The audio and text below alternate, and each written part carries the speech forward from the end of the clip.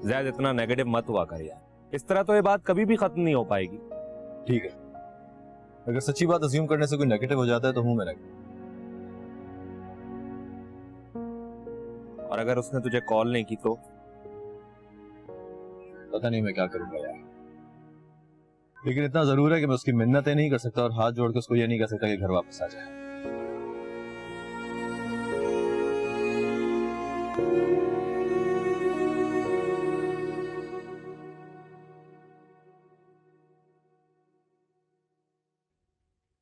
नहीं आना है, हमें घर जाना है। बेटा चले जाएंगे, आप रो तो नहीं।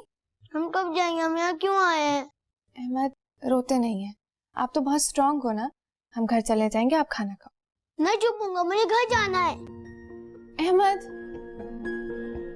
अहमद मुझे पापा और दादू की याद आ रही है, मुझे घर जाना है। ठीक है, फिर आप रोते रहे, हम घर नहीं जा रहे।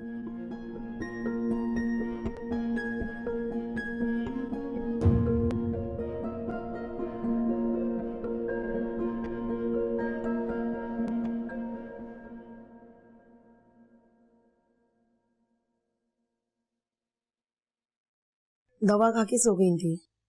आई एम सॉरी आंटी, मुझे आने में थोड़ी सी देर हो गई, ऑफिस में काम थोड़ा ज्यादा था इसलिए। कोई बात नहीं। फिजा की अब्बू की कैसी तबीयत है अब? जी जी, वो भी ठीक नहीं है। बेटा मैं तुम्हारी माँ की जगह हूँ, बुरा ना मानो तो एक बात पूछूं? जी आंटी जरूर। क्या तुम दोनों की कोई लड़ाई वगैरह हुई है? अरे नहीं आंटी, ऐसा कुछ भी नहीं है, वो 2-3 दिन में इंशाल्लाह आ जाएगी। अच्छा, मैंने आपको कुछ पैसे देने हैं, फिजियोथेरेपिस्ट को दे दीजिएगा, वो सुबह आएगी। ठीक है। अच्छा सुनो बेटा, मैंने घर से खाना मंगवा दिया था, किचन में रखा है, गरम कर ले। इस तकलीफ की क्या जरूरत थी आंटी, आप ऐसे इतना कुछ कर रही हैं हमारे लिए। तकलीफ वाली कोई बात नहीं, अपना ख्याल रखो। मैं चलती हूँ, अल्लाह हाफिज। जी अल्लाह हाफिज, थैंक यू।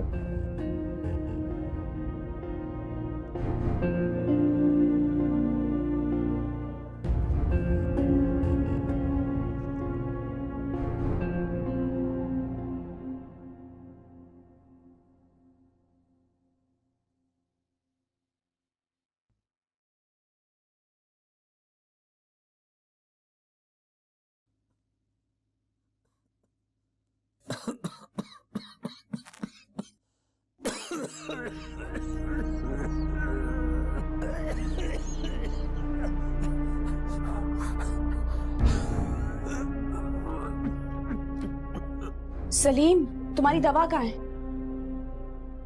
दवा नहीं चाहिए, पानी ला के।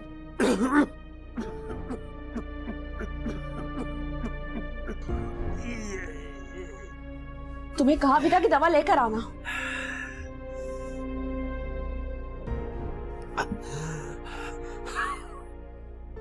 पैसे नहीं है, सारे पैसे कारोबार में लगा दिए, माल बिकेगा तो दवाई आएगी।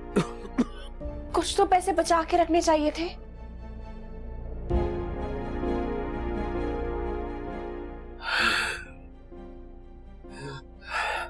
तू कब से पैसों का हिसाब किताब मांगने लग गई? बेफिक्र रह, 2-3 दिनों में दवाओं के बगैर मरूंगा नहीं, लेकिन तेरी नसीहतों से जरूर मर जाऊंगा।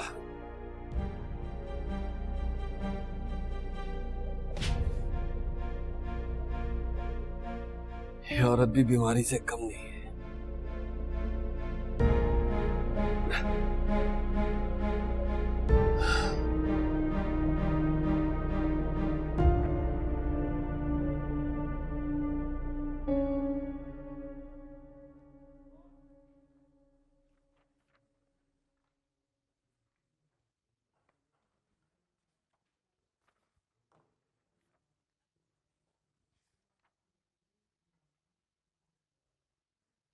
ज़ैद, ज़ैद उठा ले यार प्लीज।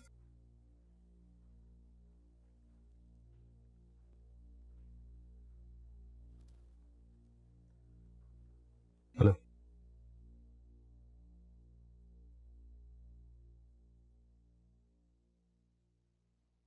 अच्छा मैं आता हूँ। क्या हुआ? बैठ के बात करना चाह रही है। ठीक है तू जा, मगर भाई अपने दिमाग को ठंडा करके बहुत प्यार से समझाने की कोशिश करना प्लीज। हाँ,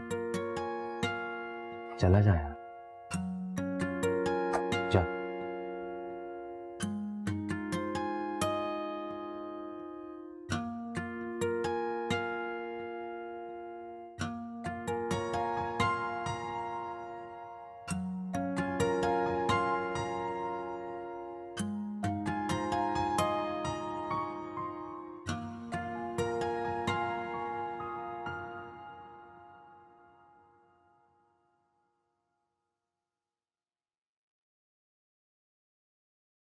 अजीब सा लग रहा है ना, कभी यहाँ हमारी कहकों की आवाजें गूंजा करती थी।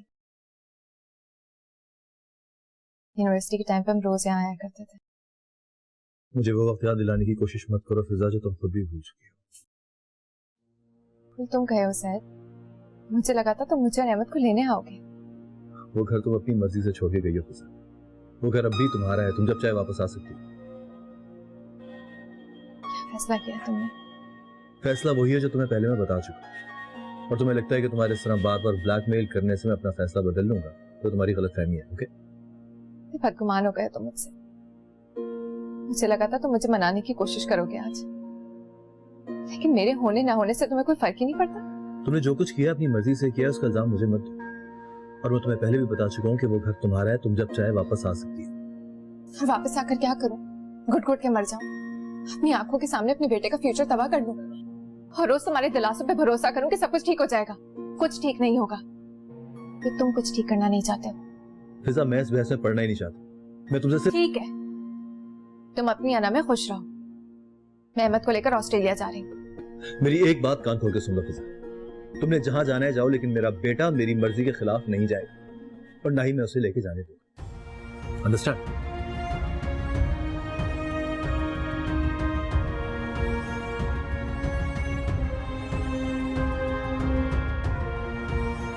सहद इतनी आसानी से नहीं मानेगा, उसको अपनी अना के आगे कोई रिश्ता नजर नहीं आ रहा है। देखो फिजा, अगर तुम कमजोर ना पड़ो तो वो चाहकर भी कुछ नहीं कर सकता।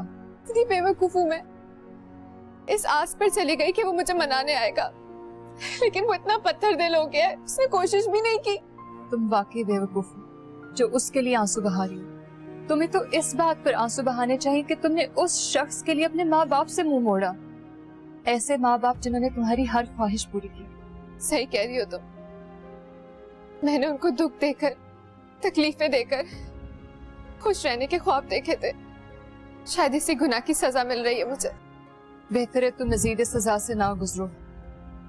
मजीद कुर्बानी देने की जरूरत नहीं है, वो भी ऐसे इंसान के लिए जिसको बिल्कुल भी तुम्हारी कदर ना हो। मैं अपने फैसले से पीछे नहीं हटूंगी, लेकिन अहमद के बगैर नहीं जाऊंगी। तो कौन कह रहे तुमसे अहमद के बगैर जाने को? मैंने कहा ना फिजा, अगर तुम मजबूत रहोगी तो जैद कुछ भी नहीं कर सकता।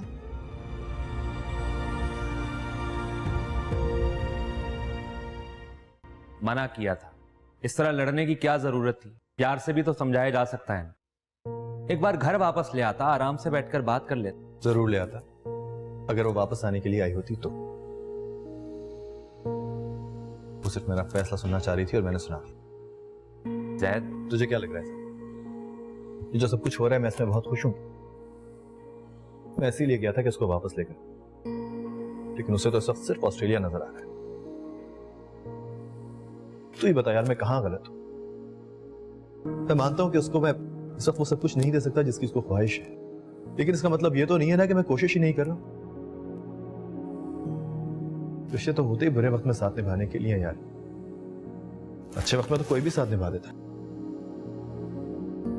वो माँ है मेरी, उसने सारी जिंदगी अपनी ख्वाहिशों को मार के मुझे आज इस काबिल किया है कि मैं सर उठा के जी सकता।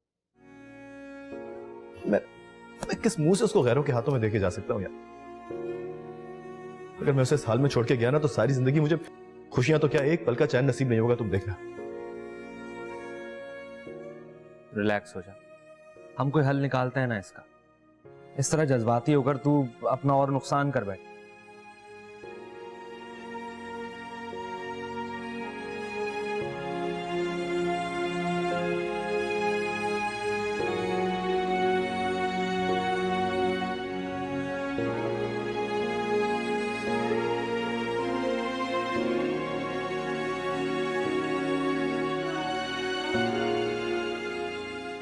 तुम्हें तो इस बात पर आंसू बहाने चाहिए कि तुमने उस शख्स के लिए अपने माँ बाप से मुंह मोड़ा।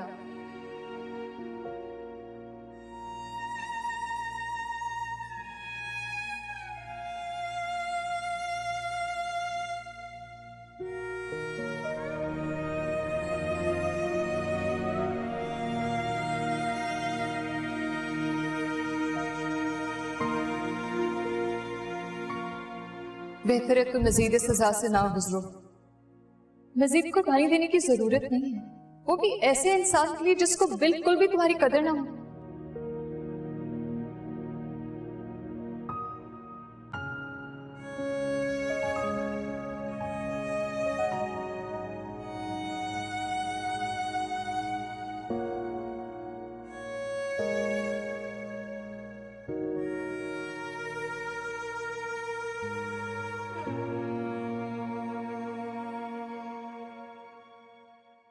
तो कौन कह रहे तुमसे अहमद के बगैर जाने को? मैंने कहा ना फिजा, अगर तुम मजबूत रहोगी तो जैद कुछ भी नहीं कर सकता।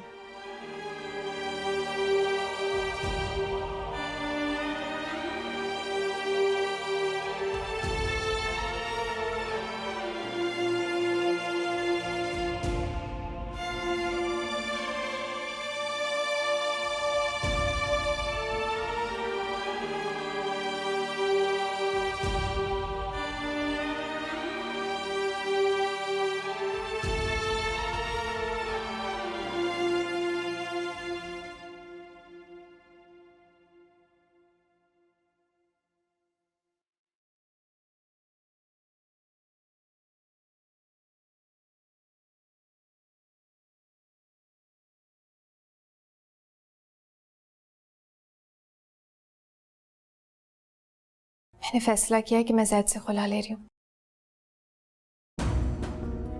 फिजा, नीलम, मैंने बहुत सोच समझ कर ये फैसला किया है, जज्बात में नहीं किया।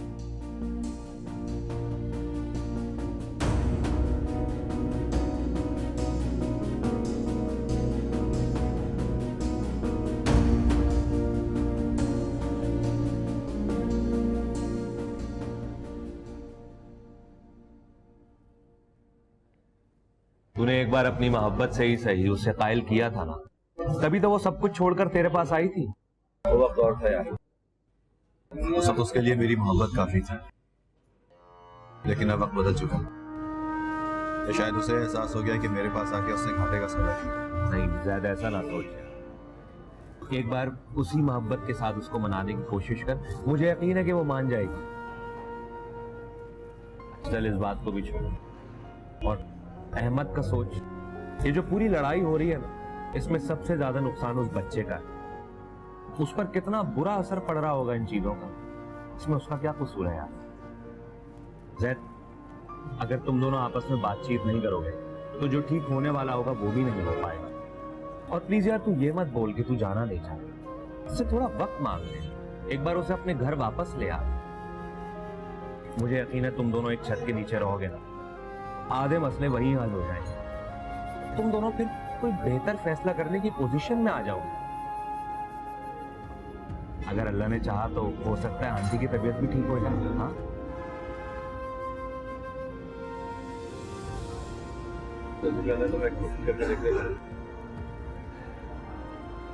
चल कोई बात तो तेरे पल्ले पड़ी, चल जा उसके पास, मना ले उसे।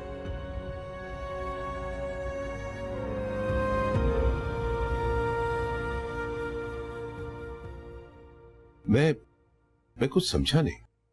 आप और अहमद और जैद भाई? वो फिलहाल नहीं जा रहे हैं, इसलिए आप प्लीज मेरा और अहमद का टिकट का प्रोसेस कंप्लीट कर दें, और जो भी पेमेंट का होगा आप मुझे बता दीजिएगा, मैं आपको चेक दे दूंगी। ठीक है, मैं 1-2 दिन में इंतजाम करके आपको कॉल कर दूंगा। ठीक है, थैंक यू।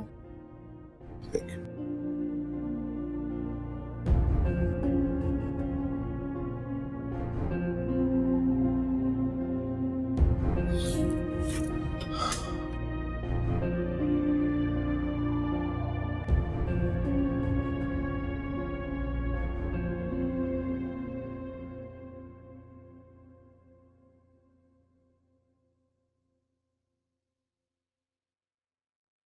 मेरे वकील ने पेपर्स तैयार कर लिए, तुम एक बार देख लो। खुला के साथ अहमद की कस्टडी का नोटिस भी भेजेंगे।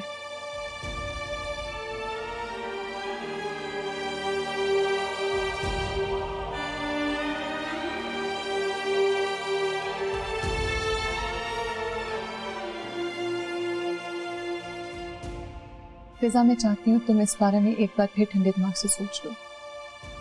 एक बार ये नोटिस जैद तक चला गया तो हालात बहुत मुख्तलिफ होंगे, और ये भी सोचो कि अहमद पर इन सब बातों का क्या असर होगा। तुम्ही तो कहा था नीलम, अगर अब मैं कमजोर ना पड़ूं तो मेरा कोई भी कुछ नहीं बिगाड़ सकता। मैं हर चीज का सामना करने के लिए तैयार हूं।